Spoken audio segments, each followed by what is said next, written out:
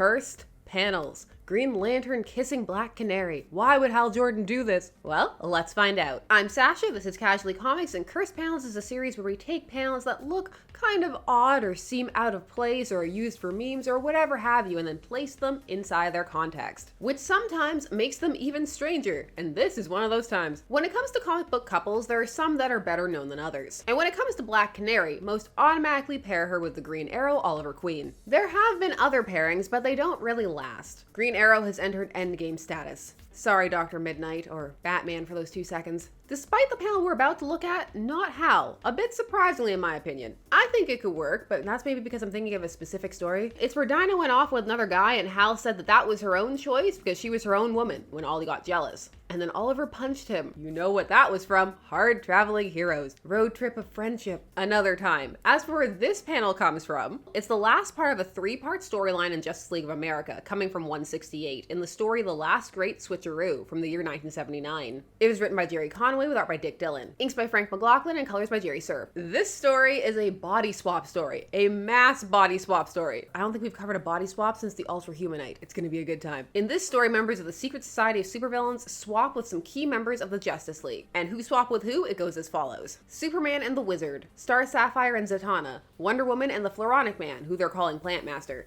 Batman and Blockbuster, and Green Lantern with Professor Zoom, who at this point is Eobard Thawne, the Reverse Flash, but they call him Professor Zoom in this era, not to be confused with Hunter Zolomon, who's Zoom later on. Professor Zoom was never as menacing a name as the Reverse Flash, so yes, alas, this is not a tale of forbidden romance between Hal and Dinah. I'm probably the only person who would want that. No, this is a tale of the Reverse Flash creeping on Black Canary. And now you may be wondering, but why though? Overall, this is an entertaining 3-parter, and each issue has its highlights, but this one has the most of them in my opinion, because it's the climactic final showdown where everybody realizes what's going on. So there's some really amusing moments inside of it where certain people should be suspicious but aren't, because the Secret Society of Supervillains is not slick. Only Ollie suspects them, and really everyone should. In the last issue, they'd been testing the limits of their powers, and so they're fairly good at using them. The Reverse Flash in particular really took to the ring. He can use it so easily. He's pretty scary with it. He's able to encase the body swap members inside this green diamond. This impenetrable diamond. Good work, Green Lantern. Once you've completed forming a diamond cell around those Secret Society villains with your power ring, there won't be a power on Earth that can free them.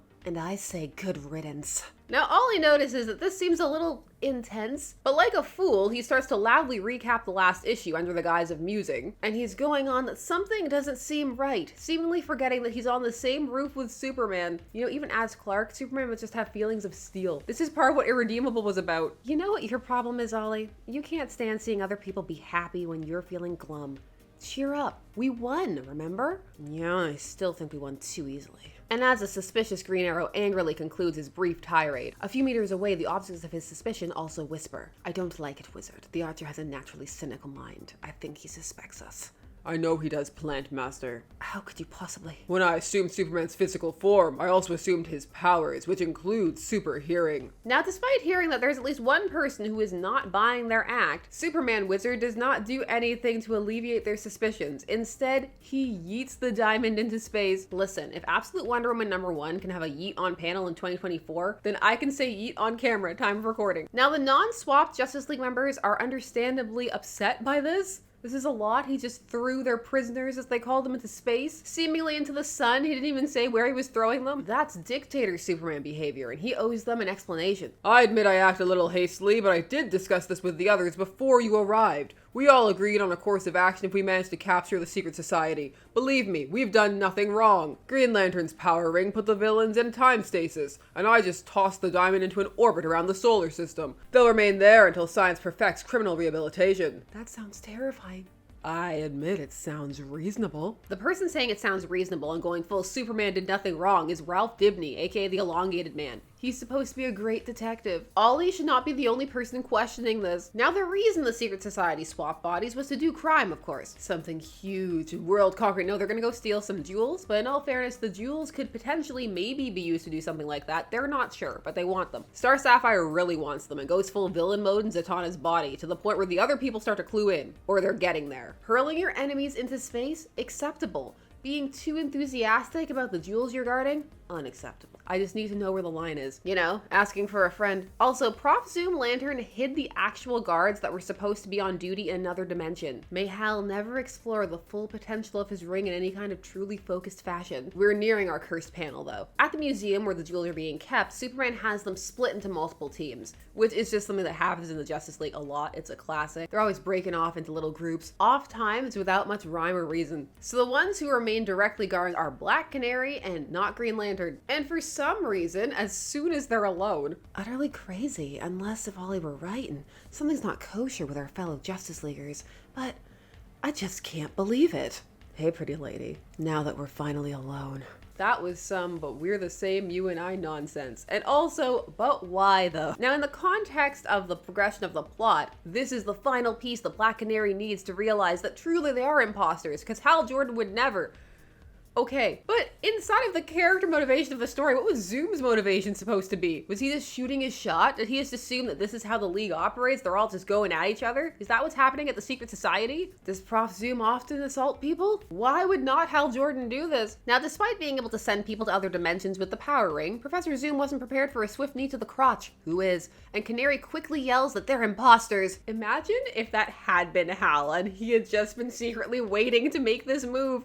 I kind of wish, just for the mess, and Ollie would kill him like he killed Prometheus, right between the eyes. But now that they've been revealed as imposters, it's climax time. Let them fight. Now the League is saved because of the B-plot happenings, which was that Zatanna in Star Sapphire's body, who was not thrown into space because she was not with the rest of the group, which none of the villains noticed for some reason, was able to get help from Red Tornado, and then get the real League back from space. There is an epilogue where they swap back, and then you have the how did Ollie know? What was his tip-off? Well, he says it's because he knew that the real Superman would never propose the course of action that fake wizard Superman did. Superman would never throw their enemies into the cold vacuum of space.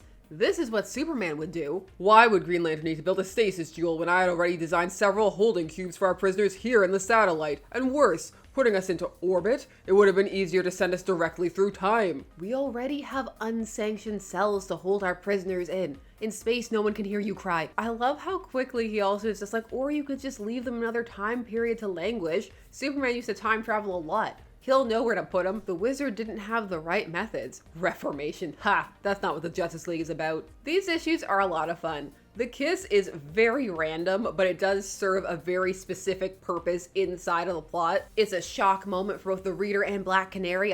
Le gasp. It is a very arresting final reveal, and Dick Dillon's art in this issue is very strong. This is one of those things where if one just saw that panel, would the first assumption be body swap? Maybe, because this is comics. What was your first assumption if you ever saw this panel out of context? Do you think that Black Canary and Hal Jordan Green Lantern could work, or am I alone? I think it makes more sense than that Hal and Diana pairing they were contemplating at one point. What cursed panel should we do next? Share your thoughts and suggestions down below. And while you're down there, please roll the YouTube things. Like, share, comment, subscribe, hit the bell notifications so that you never miss a vid. Thanks so much for taking some of your day spent discussing comics with me. I always appreciate it, and I will see you again soon. Bye-bye.